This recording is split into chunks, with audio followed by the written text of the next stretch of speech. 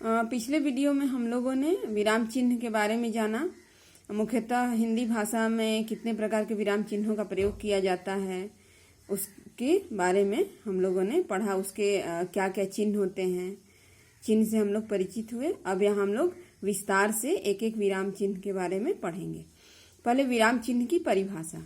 विराम चिन्ह की परिभाषा क्या होती है? तो जिन चिन्हों के प्रयोग से भाषा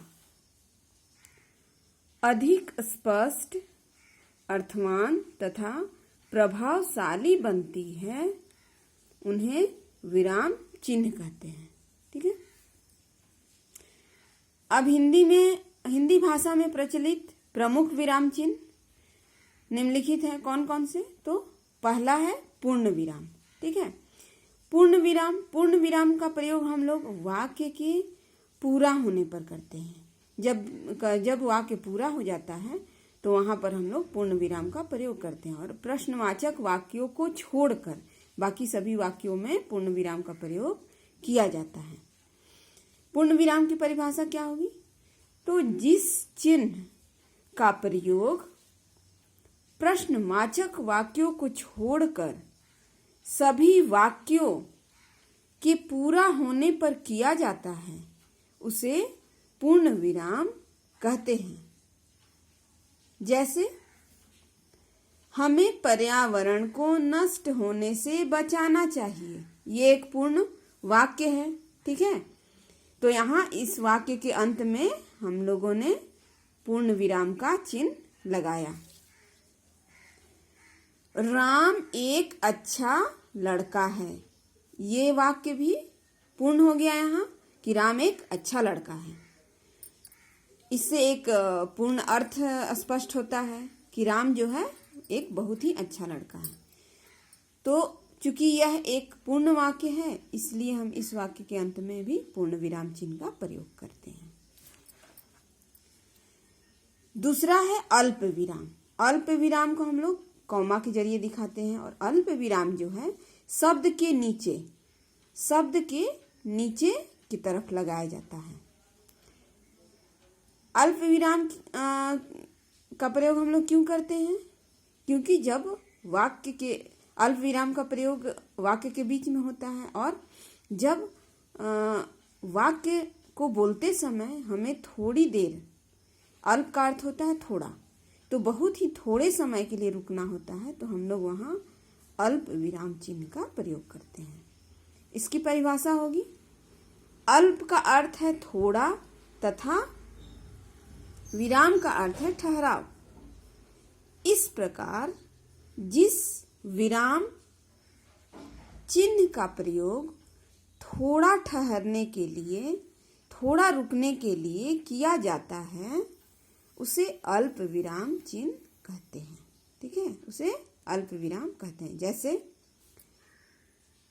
सुरेश, दिवेश, रजनी, रोमा और साक्षी एक ही कक्षा में पढ़ते हैं। ठीक है। यहाँ पर एक ही साथ बहुत सारी संज्ञा आई हैं। ठीक है। सुरेश, दिवेश ये सब क्या है? संज्ञा है। तो एक ही साथ बहुत सारे संज्ञा शब्द आए हैं, तो इनके बीच में हम लोग कॉमा, अल्प विराम चिन्ह का प्रयोग करेंगे।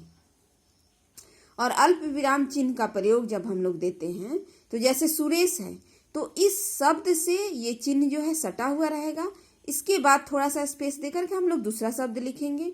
उसके बाद इस शब्द के बाद भी अगर कोई संज्ञा शब्द ही आ रहा है, ठीक है, इससे संबंधित शब्द ही आ रहा है, तो वहां पर भी हम लोग इस शब्द से सटे हुए नीचे की तरफ कॉमा लगाते हैं। फिर थोड़ा स्पेस छोड़ने के बाद हम लोग दूसरा शब्द लिखेंगे। ठीक है। इसी तरह से वाक्य में अगर एक साथ कई विशेषण आ जाते हैं तो भी हम लोग सभी विशेषण शब्दों के बीच में कॉमा लगाते हैं, और जो अंत में विशेषण शब्द आता है उसको हम लोग और के द्वारा जोड़ते हैं, या फिर संज्ञा शब्द आए तो और के द्वारा उसको दिखाते हैं। उसके बाद कॉमा का प्रयोग, जैसे कि ये तो हो गया, लेकिन एक और स्थिति में कॉमा का प्रयोग होता है। जैसे कि दो वाक्य को हम लोग जब जोड़ते हैं, ठीक है, और जोड़ने के क्रम में उस वाक्य के बीच में किसी योजक शब्द या अव्यय शब्द का हम लोग प्रयोग नहीं करते हैं तो वहां हम लोग कॉमा के द्वारा दूसरे वाक्य को जोड़ देते हैं। ठीक है, जैसे जो व्यक्ति परिश्रमी होता है, ये वाक्य तो यहीं खत्म हो गया। ठीक है, जो व्यक्ति परिश्रमी होता है, ठीक है, मतलब कि इसमें एक उपवाक्य अभी बाकी है। यहाँ व्यक्ति जो कहना चाह रहे, ये वाक्य तो पूरा नजर आ रहा है लेकिन यहाँ लग रहा है कि व्यक्ति कुछ आगे भी कहना चाहता है, तो इस स्थिति में हम लोग कॉमा का प्रयोग करते हैं। जो व्यक्ति परिश्रमी होता है उसे जीवन का सच्चा आनंद प्राप्त होता है। ठीक है, यहाँ हम लोग एक दूसरे उपवाक्य को यहाँ जोड़े हैं, इसलिए यहाँ हम लोग कॉमा का प्रयोग किए हैं। ठीक है, अगर हम लोग किसी योजक शब्द का प्रयोग करते तो यहाँ हमें ये कॉमा लगाने की जरूरत नहीं होती। जैसे कि कोई शब्द है, राम आज बाजार गया है परंतु उसे आज बाजार नहीं जाना चाहिए था। ठीक है, इसमें भी दो शब्द आ रहे हैं लेकिन बीच में परंतु शब्द के द्वारा हम लोग जोड़ दे रहे हैं, तो वहां कॉमा की जरूरत नहीं है। आगे देखिए, अर्धविराम। तीसरा क्या है? अर्धविराम।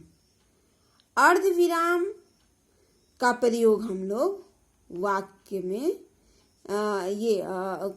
किसी भी चीज को लेखन करते समय अर्धविराम चिन्ह का प्रयोग हम लोग वहां करते हैं जहां हमें अल्प विराम से थोड़ा अधिक समय और पूर्ण विराम से थोड़े कम समय के लिए रुकना होता है, तो वहां पर हम लोग अर्धविराम चिन्ह का प्रयोग करते हैं। ठीक है, अर्धविराम चिन्ह का ये अर्धविराम चिन्ह क्या है? ये है। ठीक है, ये नीचे कॉमा और ऊपर में बिंदु, इसको हम लोग अर्धविराम कहते हैं। इसकी परिभाषा होगी, जिस विराम चिन्ह का प्रयोग अल्प विराम से अधिक तथा पूर्ण विराम से कम समय रुकने के लिए किया जाता है उसे अर्धविराम कहते हैं।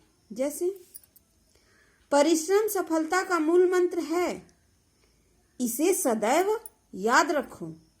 ठीक है, परिश्रम सफलता का मूल मंत्र है, इसे सदैव याद रखो। ठीक है, तो यहां तक आपको समझ में आ गया। आगे हम लोग नेक्स्ट वीडियो में बाकी जो विराम चिन्ह है उनके बारे में हम लोग पढ़ेंगे।